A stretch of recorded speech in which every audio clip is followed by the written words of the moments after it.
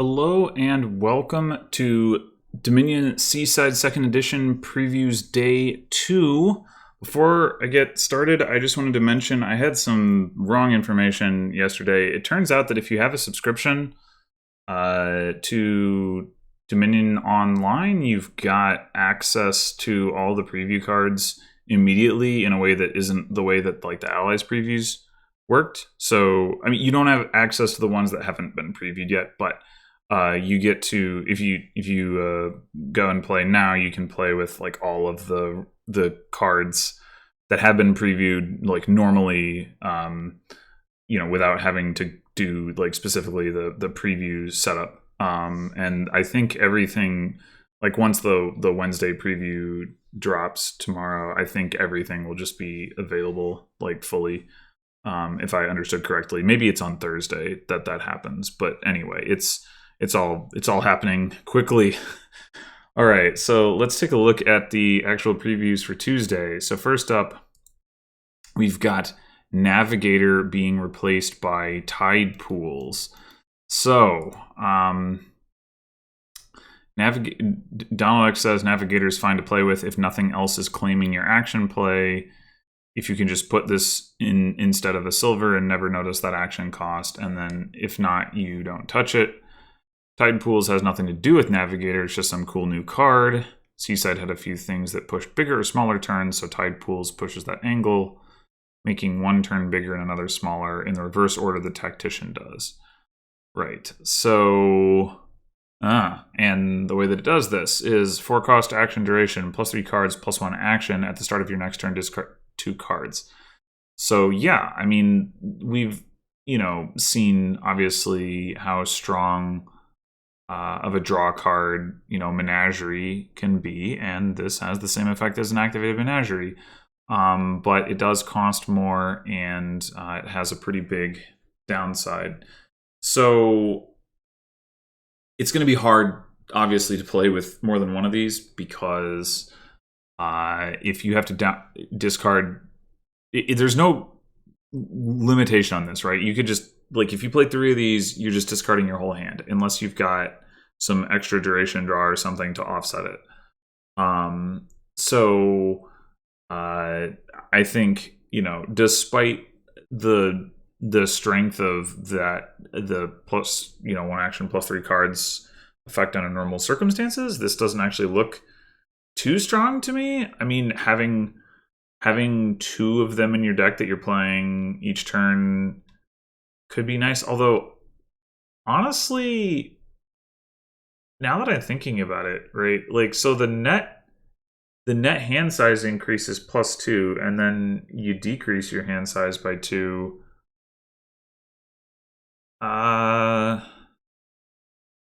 Seems kind of bad, actually. I mean, like, the first time you play it, it's good, obviously. Increase your hand size, great. But subsequently to that, all you're doing is playing catch-up. It's almost like the capital, the draw version of capital, where, like, capital gives you a big injection of money the first turn you play it, and then, you're paying off, subsequently, all it's doing is paying off the debt. There's obviously a lot of exceptions to that with capital. Like, if you can do, any of the combo stuff like Crown or, Counterfeit or whatever, then, that changes. And obviously, if you can use capital to gain additional payload or to gain debt control that allows you to play your payload or whatever, then it can, like, the net effect can still be that you are increasing your money, going forward. But like in the sort of simple case where you just like have some money in your deck and you play it, you get the 6 coins, but then you get the 6 debt and you got to pay the 6 debt. And so any of those 6 coins that you use now, you have to pay back next turn, and all the 6 coins that the capital does, the 6 coins that it generates the next turn, all they're doing is paying off the debt, in a sense. There's a kind of similar effect here, right? Where you get the cards, you get you increase your hand size by 2, but then next turn you discard 2 cards, and so that's offset. There are going to obviously be cases where discard 2 is fine, like you have draw to X, or you have other duration draw, and you're okay with like essentially doing some sifting, like some start of turn sifting. Maybe you have crop rotation. Maybe you just have some wharves, like whatever. I don't know. But like sort of the baseline for this seems like honestly to me like it's not very good, because the fact it mentions being in the reverse order of tactician, that like maybe that's not the comparison that I'm looking for, but the fact that all you're doing is playing catch up, like the start of your turn is not when you want to be like hit with this kind of discard effect. That's like the worst time for it. It's the best time to increase your hand size, and it's the worst time to decrease your hand size, because you have the least amount of information, you have the least amount of like control. Like if you like the obvious cases, like you draw your entire deck, and then if you have to discard a couple cards, like if you have some green cards, you have some coppers, like whatever, you have some actions that you don't need to play, you can discard those. At the very least, you can discard whatever the least valuable cards in your deck are. Your starting hand may not have those cards, and you want to be able to kick off your turn, and now it's going to be harder to do that. So yeah, honestly, this card does not look good to me. There are going to be cases where it is good, where you're combining it with things that offset the downside, but yeah, I think it's going to be rough to play with this. As a side note, I just now noticed that there is a different icon in the lower right, like a different expansion icon for these cards. Instead of the anchor, it's got a little boat or a ship. So that's cool. Anyway, yeah, I'm not high on this one. We'll need to see if there's some other use cases for it that I'm overlooking. But it's like you're militiaing yourself. That's pretty brutal. Like, militia is a strong card. So I don't know about that. All right, so next we have Sea Hag being replaced. I guess I should have also mentioned Navigator being replaced. I think pretty much everybody expected that. I think a lot of people also expected Sea Hag to be replaced, because it's a card that gets a lot of complaints, although it's not actually that strong, but whatever. So people telling me how little they liked Sea Hag from the moment it came out, says Donald X. Some people just didn't like that all it does is attacks, and it wasn't very good, and games where you did want it were miserable. Sea Witch is a more classic witch. In fact, it starts off being classic witch exactly, then it hangs around and cellars a little next turn. So before I look at Sea Witch, I will just say I actually think the fact that Sea Hag only attacks is part of what makes it an interesting card. The decision on whether it's worth like the investing in a card that doesn't do anything for your own deck and only hurts your opponent, I think is an interesting decision, and it's not one that very many cards present. Saboteur was the other one that like did it in like the most pure sense. Like Marauder comes close, but Saboteur as a trashing attack, like I much prefer the junking attack when you're like evaluating like that kind of thing. So I would have actually been like fine with Sea Hag staying in the game. It is true that like Sea Hag could make games miserable, but I'm okay with that. But whatever. Instead, we are going to be playing with Sea Witch. 5 cost, action, duration, attack. Plus 2 cards. Each other player gains a curse. At the start of your next turn, plus 2 cards, then discard 2 cards. Now this seems like a good card. It's not even obviously worse than Witch. Like, so the fact that you can't play it every turn obviously like put some limitations on it relative to Witch as far as cursing is concerned. But realistically, you often play you're often playing your Witch like pretty early in the game, before you have deck control, before you're going to draw your deck, and before the point where you're going to be able to actually play it every turn anyway. your goal is often to play it once per shuffle. Now, admittedly, the duration effect does make it more likely that you trigger a shuffle and then it misses the shuffle as a consequence of that, but the duration effect also means that you will be cycling through more cards than a regular witch will cycle you through, so you will be getting through that shuffle more quickly. The duration effect is the same as dungeon, of course. In fact, yeah, I'm not sure why Donald X compares it to Cellar, other than maybe just that's a base set card, because you draw first and you discard. That's exactly what dungeon does. It's exactly what a dungeon does as a duration effect, and Cellar doesn't. Like Cellar, you discard first and then you draw, which is usually significantly worse. Anyway, but the dungeon duration effect is good. Like, that's what makes dungeon a good card. I mean, this is a 5 cost, but it also gives out curses. So I think this will be real good. Yeah, I mean, I think it'll be interesting to see. I mean, you're usually not going to be deciding between this and Witch. It'll be interesting to see like how well it compares to Witch. I expect that it's going to be similar enough to Witch that you're pretty much going to get it anytime you would get Witch. You know, like there's not, and vice versa. There's not going to be like much of a gap at all either way. I would expect.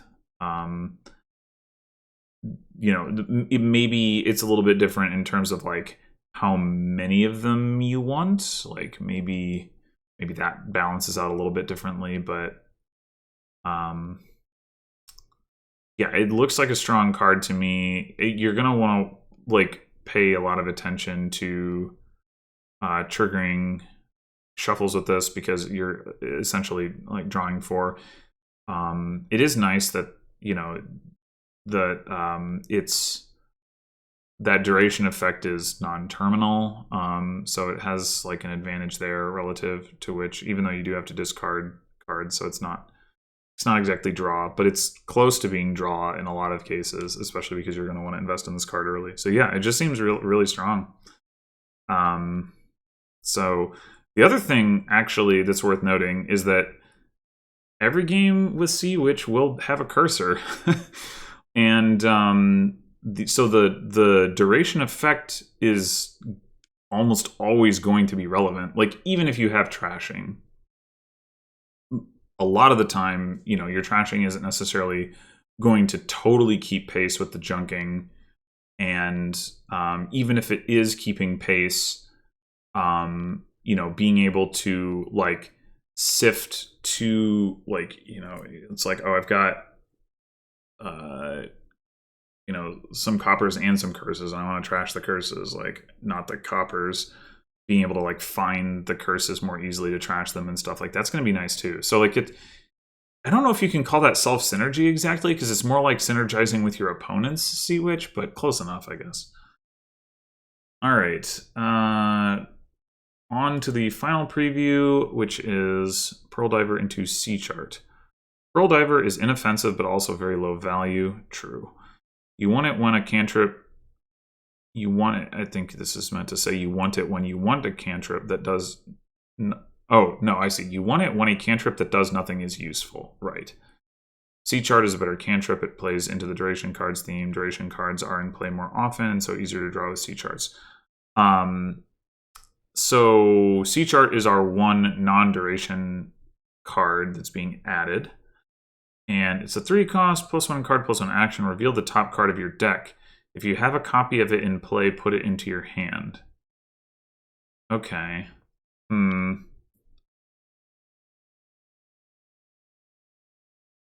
That is really tough to evaluate without trying it, I feel like.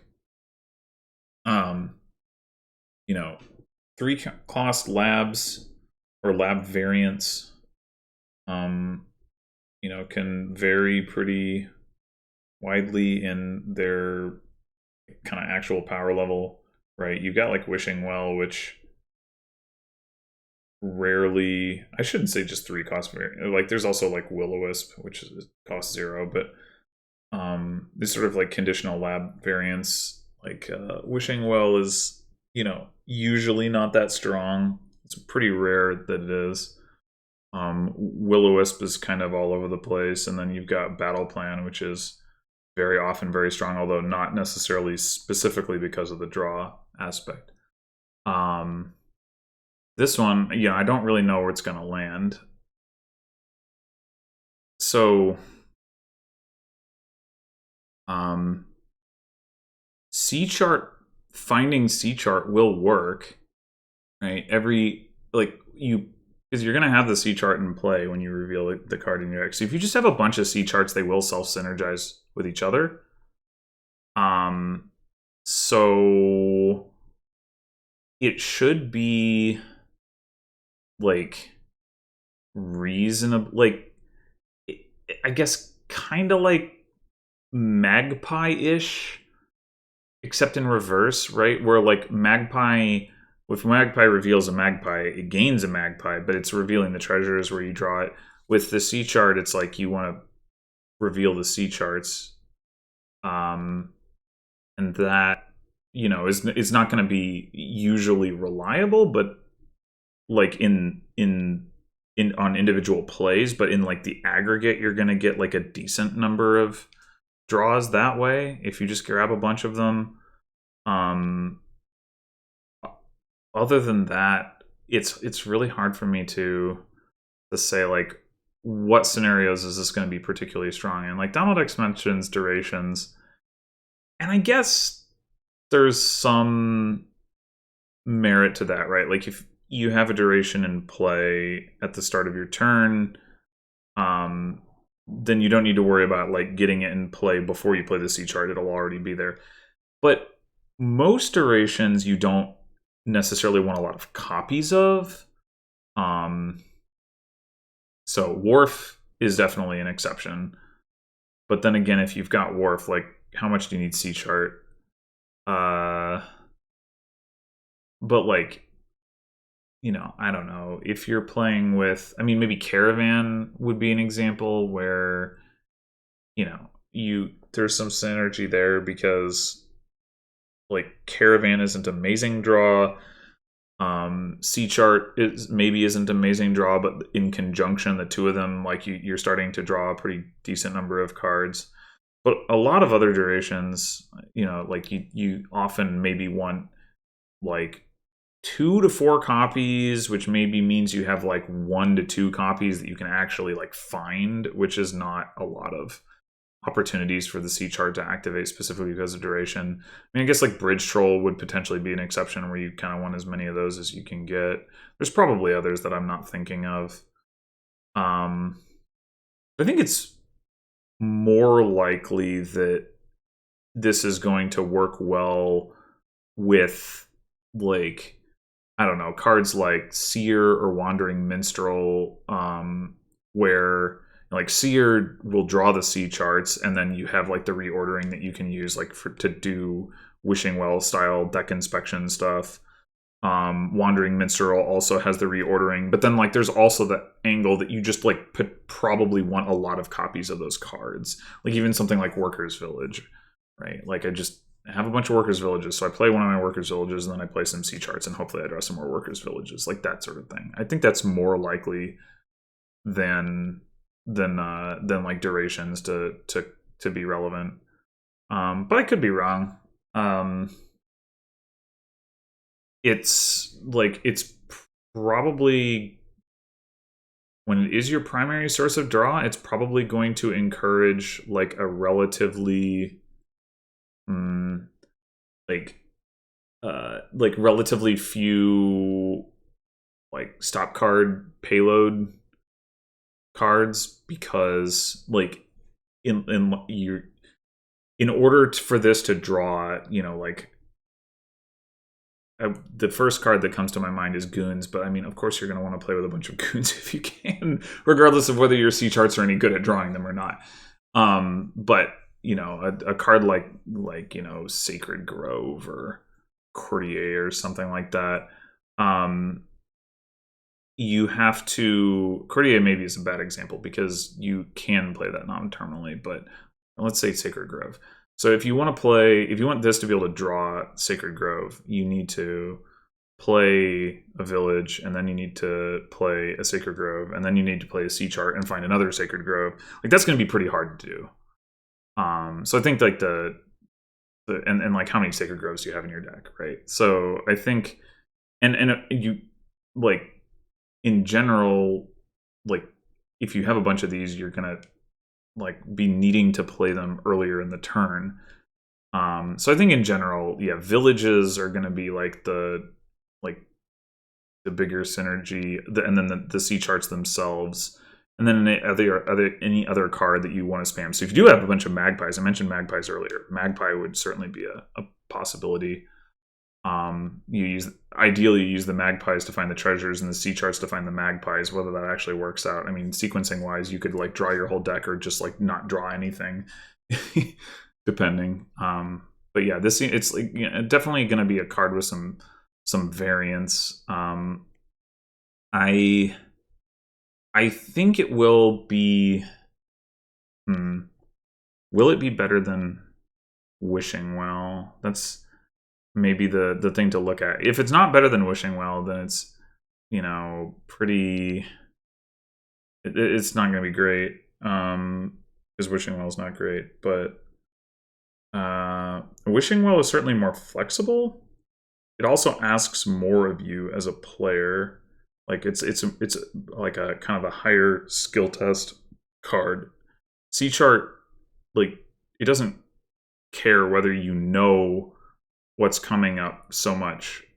You know, you're just going to try to get certain things into play before you play the sea charts, and that's pretty much it. Unless you like have actual deck inspection that you can use to your advantage and stuff like that. But